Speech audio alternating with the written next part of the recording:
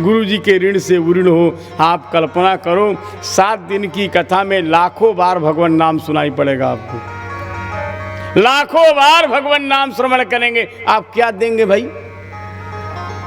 हम क्या दे सकते हैं? इसलिए कथा की सौदेबाजी ठीक नहीं है। देवता लोग सौदेबाजी करने आ गए, अमृत का कलश ले लीजिए, कथा सुना दीजिए। सुखदेव जी नाराज हो गए। यहाँ लिखा है अभक्तांश तांश विज्ञाय न ददौ स कथामृतम। देवताओं भाग जाओ, तुम लोग कथा के अधिकारी नहीं हो। अब देवता लोग बड़े नाराज हुए। देवताओं ने कहा महाराज हमारा अपमान करते हो। सुखदेव जी ने कहा ये बताओ तुम लोग क्या लेके आए हो? कहा अमृत लेके आए हैं। सुखदेव जी ने कहा इस अमृत की कीमत जानते हो? इस अमृत की कीमत 2 कौड़ी। अब तो देवता नाराज हो गए। क्या बताते हैं महाराज? ये अमृत समुद्र मंथन से निकला है। भगवान ने अमृत के लिए कई अवतार धारण किए। पहले भगवान कच्छप बने, उसके बाद अजित अवतार धारण किए, फिर मोहिनी धन्वंतरी अवतार धारण किए, फिर मोहिनी अवतार, 4 अवतार भगवान को धारण करना पड़ा।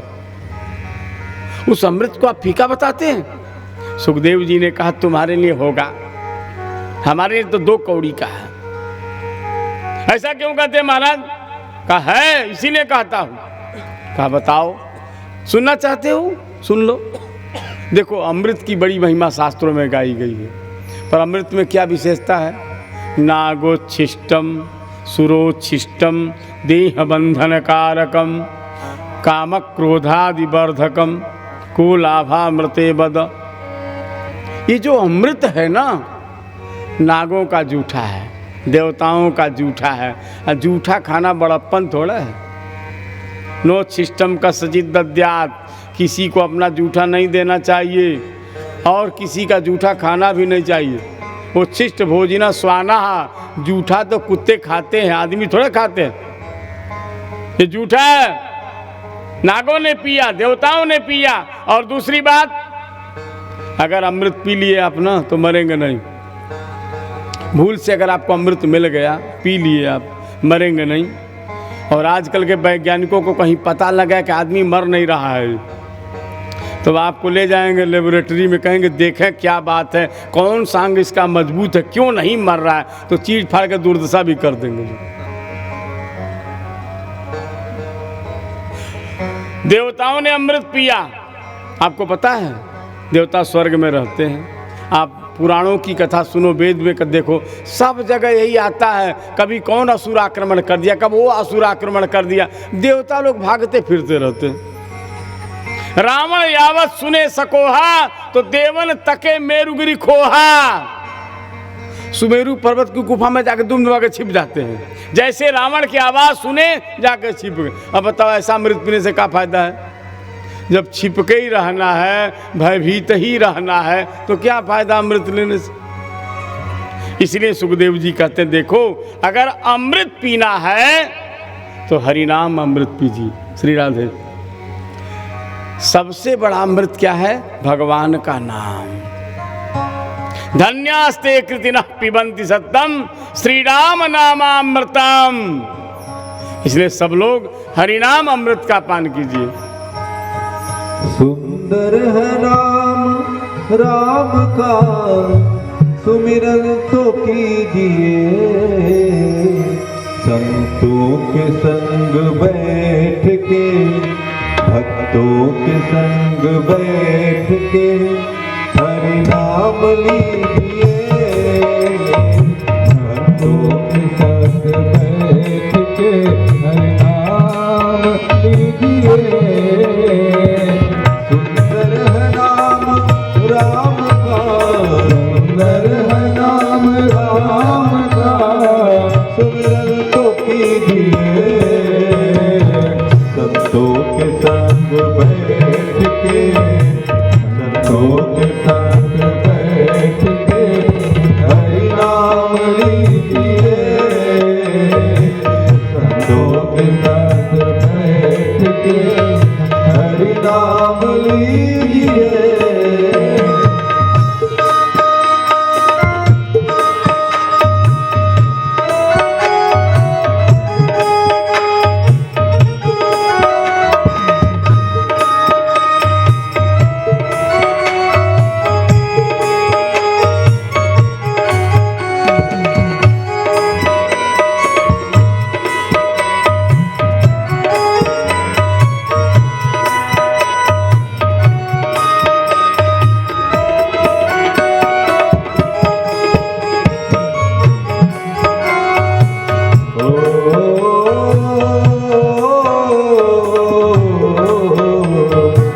मिलता ही बड़े भाग से, मिलता ही बड़े भाग से संतों जी का संग,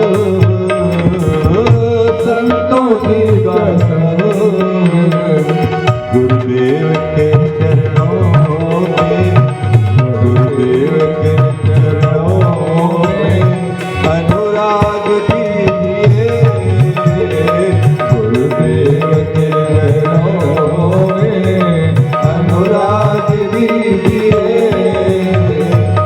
सुंदर नाम राम का सुमिरन तो कीजिए।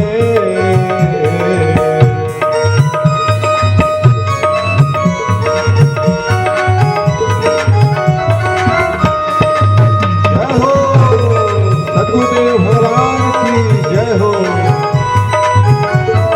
संत भगवान की जय हो।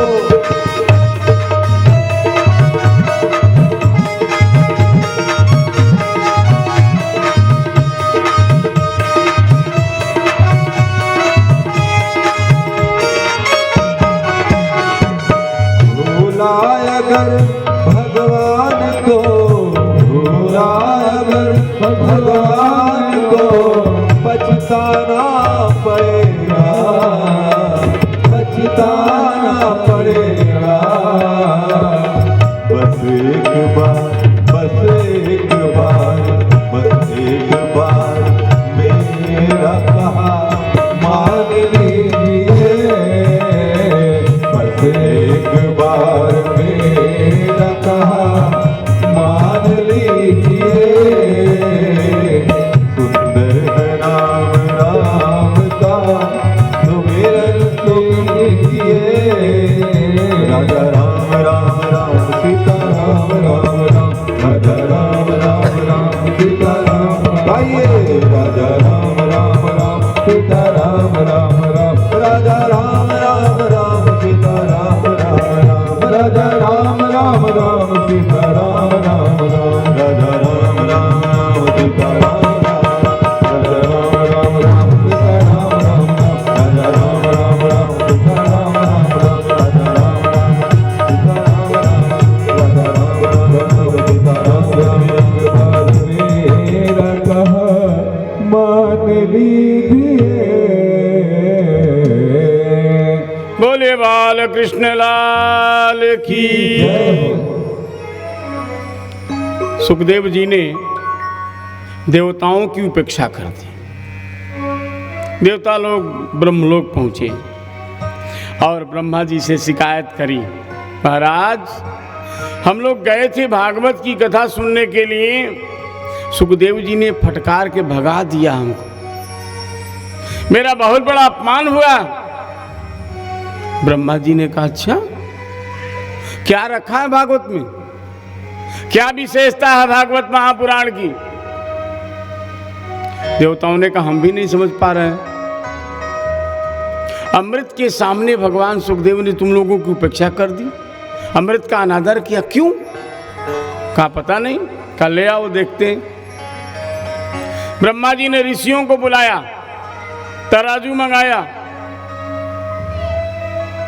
एक पलड़े पर भागवत महापुराण को रखा और जितने भी साधन है महाराज, तीर्थाटन साधन समुदाय, सबको दूसरे पलड़े पर रख दिया। जब तराजू को उठाया, ऋषि लोग देख रहे हैं, देवता लोग देख रहे हैं, लघुन्यन्यानि जातानि गौरवेण इदम महत्। ऋषियों ने देखा भागवत जी का पलड़ा धरती पर पकड़ा हुआ है और अन्य साधन वाला पलड़ा हल्का पड़ गया। सब लाघव हो गए, भागवत महापुराण गौरव के रूप में विराजमान हो गया। तब ब्रह्मा जी की आंख खुल गई, अरे ये भागवत की ही महिमा है। शौनक जी ने पूछा, महाराज भागवत की महिमा इतनी है क्यों कि सारे साधन बेकार हो गए भागवत के सामने? तब सूत जी ने कहा, ऋषियों, भगवान द्वारिकाधीश अपनी लीला का संवरण करके जब स्वलोक जा रहे थे तब उद्धव जी ने प्रार्थना किया, सरकार आप अपने धाम जा रहे हैं, त्वं तु यास्यसि गोविंद भक्त कार्यम विधाय च मच्चित्ते महती चिंता ताम श्रुत्वा सुखमा भव। हे गोविंद, भक्तों का कार्य संपन्न हो गया, आप गोलोक जा रहे हैं, पर ये बताइए आगतोयम कलिर्घोरः, फिर कलयुग आने वाला है, भविष्यन्ति पुनः खलाः, फिर से दुष्ट लोग पैदा होंगे, भक्तावलंबनार्थाय किम विधेयम। आप अपने भक्तों के लिए कुछ सोच रहे महाराज? भक्तों का अवलंब क्या होगा? उद्धव ने प्रार्थना करी, भगवान थोड़ी देर के लिए मौन हो गए। उद्धव जी, प्रत्येक अवतार में मैं लीला समाप्त करके स्वधाम जाता था, पर इस अवतार में मैं अपने धाम नहीं जाऊंगा। कलयुग के भक्तों का सहारा बनने के लिए मैं यहीं रहूंगा। कहाँ रहेंगे सरकार? श्रीमद् भागवत महापुराण में रहूंगा। तिरोधाय प्रविष्टोयम श्रीमद् भागवतार्णवम तेनेयम वांगमयी मूर्ति प्रत्यक्षा वर्तते हरे। भगवान अपने संपूर्ण तेज को, स्वकीयम यद भवेत् तेजः तच्च भागवते दधात, संपूर्ण तेज को भागवत में समाहित कर दिया। यही कारण है ये भागवत महापुराण कागज नहीं है, पोथी पत्रा नहीं है, ये साक्षात श्री कृष्ण है। हम लोग कागज समझ लेते हैं, पर ये कागज नहीं है, भगवान का वांग्मय विग्रह है। बस सच्ची मन से भागवत का आश्रय ले लीजिए। जो संस्कृत नहीं पढ़े हैं अथवा कुछ भी नहीं पढ़े हैं, उनको भी भागवत जी रखनी चाहिए। रोज अगरबत्ती करिए, तुलसी फूल चढ़ाइए, प्रणाम करिए, देख लीजिए चमत्कार आप मानो। करना नहीं, करके देखिए। 3 साल लगातार भागवत जी की अर्चना पूजा करिए, देखिए प्रभाव आपके सामने। अद्भुत महिमा है, ये साक्षात श्री कृष्ण है। साधन साध्य 17 पुराण फल रूपी श्री भागवत। ये भागवत महापुराण सारे शास्त्रों का सार है। 18 पुराण हैं। 18 पुराणों में जो सम्राट पद है ना, ये भागवत महापुराण को मिला है। चक्रवर्ती सम्राट की गद्दी पर भागवत महापुराण विराजमान है। और पादमं ब्राह्म गृहीत चामर जुगः, एक तरफ पद्म पुराण, एक तरफ इसका ब्रह्म पुराण चमर डुला रहे हैं। राजा साहब गद्दी पर विराजमान है। 12 संबीजितो, 12 पुराण पंखा झल रहे हैं। ब्रह्मांडे नधितात पत्र हस्तो स्कंदादिभे संस्तुतः, ब्रह्मांड पुराण छत्र लेकर के खड़े। स्कंद पुराण, गरुड़ पुराण और जितने पुराण हैं सब हाथ जोड़ के प्रार्थना कर रहे हैं, महाराज श्रीमद् वैष्णव सेवितानुगमन सर्वेष्ट काम प्रद श्रीमद् भागवताभिदो विजयते सम्राट पुराण प्रभु। ये सम्राट पुराण है, सारे शास्त्रों का सार है। इसलिए साक्षात श्री कृष्ण है। इनका आश्रय लेने वाला कभी निराश नहीं होता है, कभी हताश नहीं होता है, दुखी नहीं होता है। भागवत की कथा सबसे पहले ब्रह्मा जी को भगवान ने सुनाई है, फिर ब्रह्मा जी ने नारद जी को सुनाई है, नारद जी ने वेदव्यास को सुनाई है, वेदव्यास जी ने सुखदेव जी को सुनाई है, सुखदेव जी महाराज ने परीक्षित को सुनाई है, सूत जी को सुनाई और सूत जी से ऋषियों को प्राप्त हुआ। इस कलयुग में ही एक दिन श्री नारद जी महाराज तीर्थ यात्रा करते हुए वृंदावन में पहुंच गए तो क्या देखा, एक युवती स्त्री 1000 स्त्रियों के बीच में बैठी हुई है और बड़ी व्याकुल है। 10 दिक्षु निरीक्षंती रक्षितारम निजम बपू, चारों तरफ देख रही है कोई हमारी रखवाली करने वाला, बड़ी व्याकुल है। अचानक नारद जी महाराज उसी रास्ते से निकल पड़े। जैसे नारद जी को देखा, भो भो साधो क्षुणम क्षणम तिष्ठा, महाराज जी दंडवत, थोड़ी देर रुक जाइए। नारद जी ने देखा सुंदरी प्रणाम कर रही है। नारद जी को आश्चर्य हुआ, समीप में गए और जाकर पूछा, काशित्वम, कौन हो? का विमौचे माँ नार्या का पद्मलोचना, देवी तुम कौन हो? ये बूढ़े कौन है? ये सुंदरियाँ कौन है?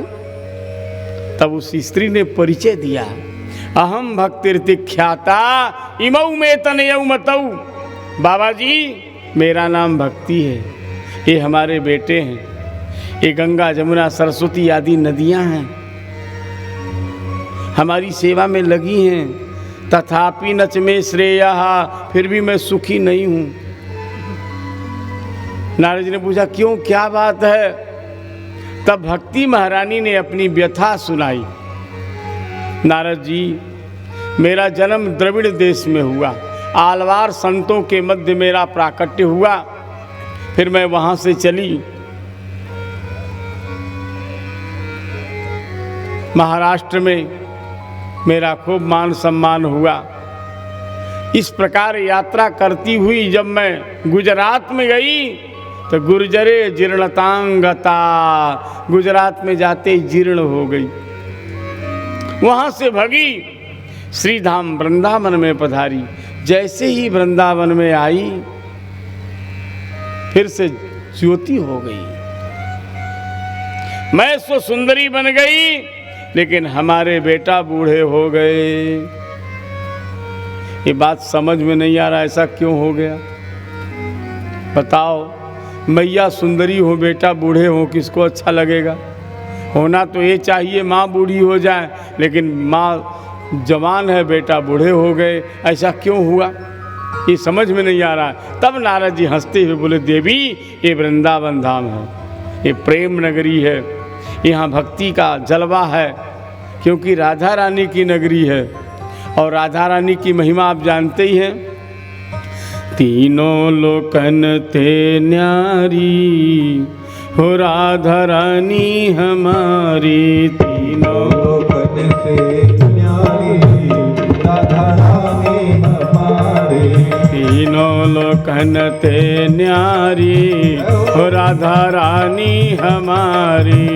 सब गाइए, न्यारी राधा रानी हमारी, रानी हमारी महारानी हमारी, रानी हमारी महारानी हमारी, रानी हमारी महारानी हमारी, रानी हमारी महारानी हमारी, तीनों लोकन ते न्यारी राधा रानी हमारी, तीनों लोकन से न्यारी राधा रानी हमारी, तीनों लोकन ते न्यारी राधा रानी हमारी, तीनों लोकन से न्यारी राधा रानी हमारी।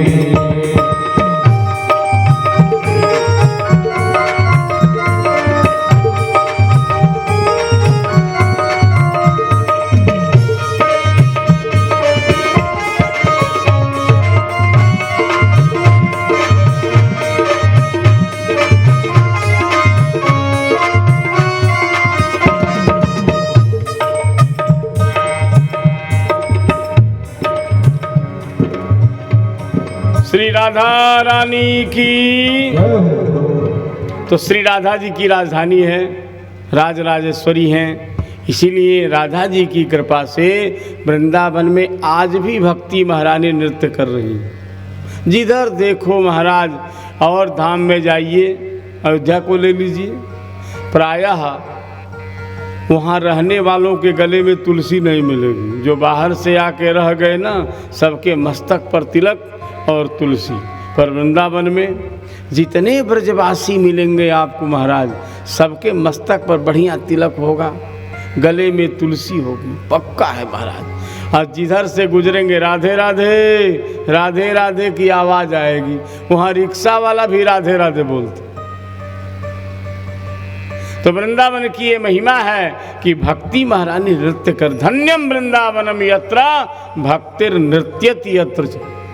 भक्ति महारानी आज भी नृत्य कर रही हैं। ज्ञान वैराग का सम्मान नहीं है, इसीलिए ज्ञान वैराग बूढ़े हो गए। भक्ति महारानी ने कहा नारद जी कोई उपाय करो। नारद जी ने कहा ठीक है। श्री नारद जी महाराज आए, लगे गीता जी का पाठ सुनाने।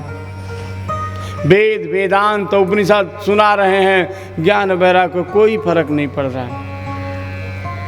गीता जी का जब पाठ सुनाया तो ज्ञान वैराग की आँख खुली, जमाई लिया, फिर सो गए। अब तो नारद जी घबरा गए, व्याकुल हो गए नारद जी, क्या करें, भक्ति महारानी का कष्ट कैसे दूर होगा। देखो कभी कभी जीवन में समस्या आती है, दिमाग नहीं काम करता, क्या करें, कहाँ जाएं। मानस में लिखा है, शंकर जी समझाते समझाते जब थक गए, सती बात नहीं मान रही है। शंकर जी समझा रहे पर वो मान ही नहीं रही है। तो शंकर जी ने क्या किया जानते हो? होई है सोई जो राम रचि राखा, अको करी तरक बढ़ावे शाखा, असकही लगे जपन हरि नामा। बैठ के राम राम करने लगे। जब दिमाग काम न करे तो बैठ के राम राम शुरू कर दो। तुझसे न जो सुलझे तेरे उलझे हुए धंधे, भगवान के इंसाफ पे सब छोड़ दे बंदे। मुश्किलें जो तेरी है वो आसान करेगा, और जो तू न कर सका उसे भगवान करेगा। हरिस्मृति ही सर्व विपद विमोक्षणम। कोई समस्या आवे तो भगवान पर डाल दीजिए, जो हरि इच्छा। ठाकुर जी जो करेंगे अच्छा करेंगे, ये पक्का है, जान लो। भगवान कभी किसी का हित नहीं करते। कबहू बिगड़त ना सुने रामचंद्र के राज। राम जी का जो भरोसा करता है कभी उसका बिगाड़ नहीं होता है। इसलिए नारद जी ने भगवान का स्मरण किया। आकाशवाणी हुई, नारद जी चिंता मत करो, तुम्हारा परिश्रम सार्थक होगा, सत्कर्म करो, महापुरुषों की कृपा होगी, संत मिलेंगे तो सत्कर्म का ज्ञान हो जाएगा। अब नारद जी संत ढूंढने लगे। महात्मा लोगों के पास जाते, महाराज जी बताओ ना क्या करें उपाय। अब जब महात्मा लोग नारद जी को देखते, नारद जी आए हैं उपाय पूछ रहे हैं, तो महात्माओं को लगता है ये देख लो, इनसे बड़ा कोई साधु है क्या। जब इन्हें नहीं पता है तो हम लोग क्या बताएंगे, मौन हो जाते। कितने चले गए रास्ते, आश्रम छोड़ करके महाराज। हाहाकारो महानासीत, साधु समाज में हाहाकार मच गया महाराज। अब नारद जी को लगा कोई मार्ग नहीं मिलेगा। बद्रीनारायण में पहुंच गए तपस्या करने के लिए। जैसे बद्रीनारायण में पहुंचे हैं महाराज, तप करने का मन बनाया, उसी समय सनकादिक ऋषियों का आगमन हो गया। तावत ददर्श पुरतः सनकादीन मुनीश्वरान। सनक सनंदन सनत कुमार सनातन चारों भाइयों को देखा है, और देखते ही महाराज नारद जी गदगद हो गए, प्रणाम किया है। आज हमारा जीवन धन्य हो गया। आज के दिवस की मैं जाऊं बलिहारा, अब मेरे घर आया राजा राम जी का प्यारा। यही दिन संत पाहुने आवत। देखो घर तो सबका दिखाई दे रहा है, पर घर बढ़िया किसका होता है, जिस घर में भगवान की पूजा हो, तुलसी मैया की पूजा हो। घर कितना भी बढ़िया हो, लेकिन अगर संतों का सम्मान नहीं है, अतिथि का अनादर हो रहा है, तो वो घर मरघट है महाराज। जही घर साधु न पूजिए, हरि की पूजा नाही, असो घर मरघट जानिए, भूत बसे तिन मन। जिसमें अतिथि सम्मान नहीं होता है, भगवान की पूजा नहीं होती है, वो मरघट है महाराज। सनकादिक ऋषियों को देखा है नारद जी, साष्टांग दंडवत किया है। अहो भाग्यस्य योगेन, मेरा परम सौभाग्य है आज इतने संतों का एक साथ दर्शन हुआ है। ऋषियों ने कहा नारद जी क्या बात है, मुंह लटका हुआ है तुम्हारा। इदानीम शून्य चित्तोसी, आज तुम बड़े उदास दिख रहे हो, क्या बात है, तुम साधु हो। अच्छा देखो, साधु और दुनिया में क्या फर्क है। साधु एक निरंजन मस्त रहता है हमारा, आगे नाथ न पीछे पगा। और गृहस्थी में कभी पत्नी बीमार, कभी बेटा बीमार, कभी साला जी बीमार, कभी सासू जी बीमार हो गई, पता लगा फूफा जी का ऑपरेशन होने वाला है, पता लगा फूफा का एक्सीडेंट हो गया है, तो जीजा जी बीमार पड़े हैं अस्पताल में भर्ती। मैंने रिश्तों का इतना बड़ा जाल फैला हुआ है महाराज गृहस्थी के सामने। तो गृहस्थी में कोई ना कोई टेंशन बन जाता है, अपने आप आ जाता है महाराज। ये मोबाइल तो और बहुत बड़ा टेंशन का घर बन गया है हमारा। पहले 10 दिन में पता लगता था फलाने बीमार है, अब तो 1 सेकंड में पता लग जा रहा है। वो बीमार है तो है, सुनने वाला भी बीमार हो जाता है। ये मोबाइल सबको बीमार कर दिया है। कम से कम पहले तार भी आता था तो टाइम लगता था, लेकिन अब जो है क्या, पेट में दर्द है तुरंत फोन हो गया, पेट में दर्द हो रहा है, और सुनने वालों को भी दर्द शुरू हो गया। बड़ी विलक्षण दशा है महाराज। कहने का मतलब गृहस्थ परेशान हो तो ठीक है, लेकिन एक महात्मा जिसके आगे पीछे कोई नहीं, नारद जी तुम क्यों परेशान हो। तब नारद जी ने कहा महाराज मैं परेशान नहीं हूँ, मुझे चिंता अपनी नहीं है, मुझे भक्ति महारानी की चिंता है। संत दुखी होता अपने लिए नहीं, समाज के लिए। संत का अपना दुख नहीं होता है। नारद जी ने पूरी कथा सुनाई है। ज्ञान वैराग्य बूढ़े पड़े हैं, भक्ति महारानी दुखी हैं, इसीलिए मैं चिंतित हूँ। इतना सुनते ही सनकादिक ऋषि बड़े प्रसन्न हुए। नारद जी धन्य हो। अहो नारद धन्योसी विरक्ता नाम शिरोमणि ही, तुम विरक्तों में शिरोमणि है। वास्तव में भगवान के भक्त का यही कर्म है, यही धर्म है। क्या, जहां तक हो सके सबको वैष्णव बनावे, सबको भगवान से जोड़ देवे। अच्छा, वैष्णव बनने में, भगत बनने में कोई खर्चा नहीं लगना है। आप भगवान का भजन करना चाहते हैं, भगत बनना चाहते हैं, तो थोड़ी सी 2-4 जो बुरी आदतें हैं ना, उसी पर कंट्रोल करना है। पहला, आहार शुद्ध सत्व शुद्धि, भोजन पवित्र होना चाहिए। जिसका भोजन पवित्र है उसका जीवन पवित्र है, और जिसका भोजन पवित्र नहीं, देखो भाई जैसा खाओ अन्न वैसा होगा मन। मने से तो सब कुछ होता है। मन एव मनुष्याणाम कारणम बंध मोक्षयो, मन एव मनुष्य मनो हेतु सर्वेशाम इंद्रियाणाम प्रवर्तने। हमारी सारी इंद्रियां मन के इशारे चलती, इसलिए मन शुद्ध होना चाहिए। मन शुद्ध कब होगा, जब अन्न शुद्ध होगा। एक संत बता रहे थे, किसी ने पूछा महाराज जी ये बताओ इस समय भारत में गिद्ध क्यों नहीं दिखाई दे रहे हैं। आप लोगों को दिखे गिद्ध, बताइए, दिख रहे हैं? नहीं दिख रहे हैं। क्यों नहीं दिख रहे हैं? एक संत ने बड़ा प्यारा उत्तर दिया, कहा महाराज गिद्ध इसलिए नहीं दिख रहे हैं कि सब आदमी ही गिद्ध हो गए। गिद्ध का काम आदमी करने लगे तो गिद्ध बेचारे शर्मा के भारत छोड़ दिए। गिद्ध मांसाहारी होता है, अब आदमी मांसाहार करने लगा। भगवान ने आदमी को खाने के लिए दुनिया भर के व्यंजन बनाए हैं और सारे व्यंजनों को छोड़ करके मांस के पीछे मर रहा है, ये मांस के टुकड़े पर। अच्छा ईमानदारी से बताओ, आपके घर में कोई मर जाए,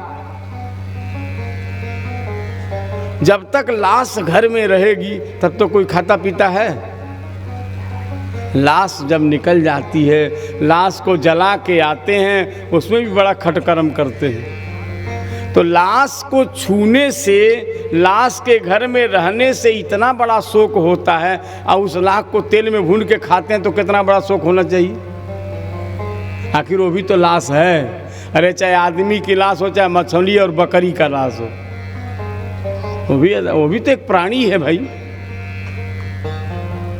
भोजन जरूर पवित्र होना चाहिए। जिसका भोजन पवित्र नहीं है उसका जीवन क्या पवित्र होगा। तो भोजन आप लोगों से इसलिए कर रहे हैं, आप लोग प्रयास करो भोजन शुद्ध हो। भोजन, उसके बाद पेय, क्या पीना चाहिए।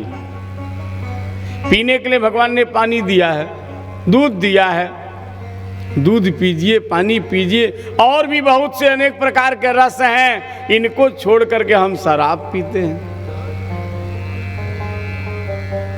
परिणाम क्या होगा। एक महात्मा बताते हैं, देखो महुआ को आप जानते हो, प्रायः महुआ से शराब बनता है। आप जब महुआ फरता हो तो देखिएगा कभी ढंग से, महुआ के पेड़ में फल तो खूब दिखाई देगा लेकिन पत्ता एक भी नहीं दिखाई देता। जब फल लगता है तो सब पत्तल झड़ जाते हैं। इसका मतलब महुआ जब जन्म लेता है तो पत्तों को झाड़ देता है, और जिसके घर में उसका शराब आता है वो परिवार को बिखेर देता है। शराबी का परिवार नहीं बस पाता है, तहस नहस हो जाता है। इसलिए आहार शुद्धि, पेय शुद्धि, ये दो शुद्ध हो गया तो आप भगत है ही है महाराज। भोजन शुद्ध हो, पीना शुद्ध हो जाए, बाकी भजन बने चाहे न बने। कबीर दास जी कहते हैं, कौन कहता माला फेरो भाई, माला फेरे हरि मिले, तो आप सुने हैं ना। तो माला से नहीं होना है, होना क्या है, मन की तरंगे मार लो, बस हो गया भजन, आदत बुरी सुधार लो। हमारी जो गंदी आदत बनी है हम इसका सुधार कर लें। हम लोगों की एक बहुत बड़ी आदत जानते हैं क्या है, दूसरे का दोष देखना। ये बहुत बड़ी आदत हम लोगों की है। हम अपना दोष नहीं देखते हैं, पड़ोसी का दोष जरूर देखते हैं। परिणाम क्या होता है, दूसरे का दोष देखने से धीरे धीरे मन में पाप घुस जाता है, और फिर आदमी वही करने लगता है। ये बुरी आदत है, इसको सुधारना है। तो साधु का कर्तव्य क्या है, जो भी जीव सामने मिले उसको भगवान से जोड़ दे। नारद जी महाराज ने प्रतिज्ञा किया है, घर घर तेरी करूं प्रतिष्ठा, रहे तुम्हें अब त्रास नहीं, जो न करूं मैं ऐसा तो श्री हरि का सच्चा दास नहीं। सनकादिक प्रसन्न हो गए। नारद जी, ज्ञान वैराग का दुख दूर करना चाहते हो, भक्ति को संतुष्ट करना चाहते हो, तो भागवत की कथा सुनो। भागवत की कथा से ज्ञान वैराग्य पुष्ट होंगे, घर घर में भक्ति की प्रतिष्ठा होगी। अब नारद जी को थोड़ी हंसी आ गई। नारद जी ने कहा, महाराज क्या बोल रहे हो आप लोग। कहा क्यों। अच्छा ये बताओ, ये भागवत महापुराण कहाँ से आया है। भागवत महापुराण वेद और उपनिषदों का ही तो सार है। वेदोपनिषदाम सारा जाता भागवती कथा। तो वेद और उपनिषदों का जो सार है वो भागवत है। हमने वेद सुनाया, उपनिषद सुनाया, गीता सुनाया, कुछ नहीं हुआ, तो भागवत से क्या होगा। सनकादिक ऋषि मुस्कुराते हुए बोले, नारद जी ये बताओ, तुम गन्ना का रस चखे हो ना, जानते हो गन्ने का रस। कहा महाराज स्वाद लिया है। गन्ने के रस से चीनी बनती है, ये तो सबको पता है। एक आदमी को मिठाई बनाना है, संजोग से उसके पास खेत में गन्ने लगे हैं और चीनी खत्म हो गया। नारद जी ये बताओ, शक्कर के जगह गन्ने का रस डाल दे तो मिठाई बनेगी कि नहीं बनेगी? भाई वो क्या है, गन्ने का रस से ही तो शक्कर बना है। शक्कर के जगह गन्ने का रस डाल दिया। दीपक जलाना है, दूध से ही घी प्रकट होता है, सबको पता है। दूध से घी निकलता है। अब घी खत्म हो गया तो क्या किया, एक गिलास दूध ले आया और दिया में डाल दिया। बताओ दीपक जलेगा? नारद जी, एक आदमी को दशहरी आम मिला, बड़े प्रेम से खाया, बड़ा स्वादिष्ट दशहरी आम महाराज। उसको लगा ये आम